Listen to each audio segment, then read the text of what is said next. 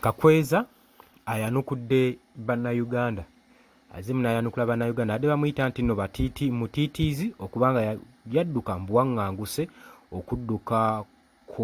mu ggwanga lye n'agenda mu buwaŋŋanguse gwe mukana ayanukudde n'abalambika n'abatangaaza nti ensonga si ya butiitiizi. Kwanirizaako nnyo mukwano gwange najjo osinza okuba nga otuwuliriza nkutegeeza nti oli ku Yugi Update TV osinza okuba nga otuwuliriza bwagala okutwegattako genda wansi waliwo ekigambo subscribe kikonemu ojja kuba nga osobola otweyungako ddala bulungi nnyo abali emitala w'amayanja diaspora abali e Bungereza abali UK abali Saudi Arabia Qatar Oman Dubai mu namba tumiddeko nnyo mwebale kwekumira ku mayingu gano mukola kyamaanyi nnyo okwekumira ku Yugi Update TV gwe mukwano gwange ali eyampuliriza kakati olunaku olw'eggulo President Robert Kyagulanyi Ssentamu owa National Unity Platform yavuddeyo n'agamba Kakweza okubeera omutiitiizi okudduka mu buwaŋŋanguse olw'okutiitiisibwa ne General Muhoozi Kainerugaba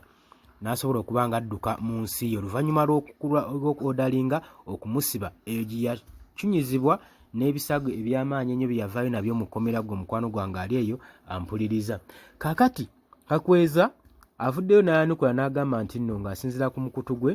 owa social media ng'agamba nti nno ekintu ekisinga okuba nga kitiisa n'agamba nti nno nze ndi mu exile ndi mu buwaŋŋanguse for medical treatment ng'era abamu we mudduka ne mugenda mu America ne mugenda ku medical treatment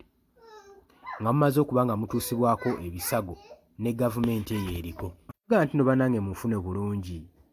okubeera eno sigamba nti no lwakuba nti nno natya oyo omutamiivu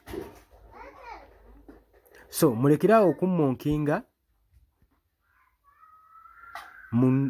agambye nti no mulekerawo okummonkinga saako n'okunsoomooza wabula munneegatteko tunoonye bunoonya mmundu gye ziri ddani okubeera eyo nga twereŋŋana okusobola okulaba nga tuyiga zombies tusobole okuba nga tuzijja mu ggwanga lyaffe. Oyinza okugamba bino bigambo byange kankuba bulungi mu statement ze z'akoze mu handwriting ye agambye nti nno I am not in exile for medical I'm in exile for medical treatment. Some as you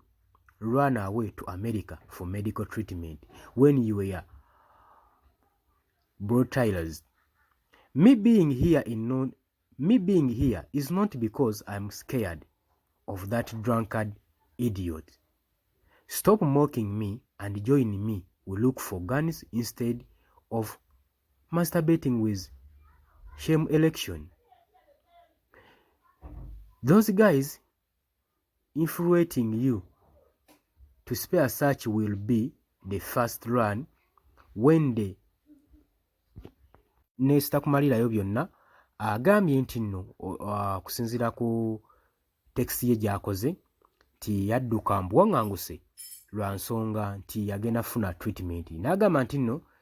mumwegatteko basobole okuba nga bajjako gavumenti ya nakyemalira mu buyinza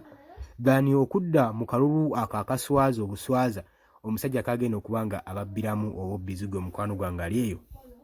ampuliriza. Agamba nti nno tulaba ffe akalulu tukabaddemu ebbanga ddene so tekayina mulamwa nnyo gw'amaanyi gwe kalimu wabula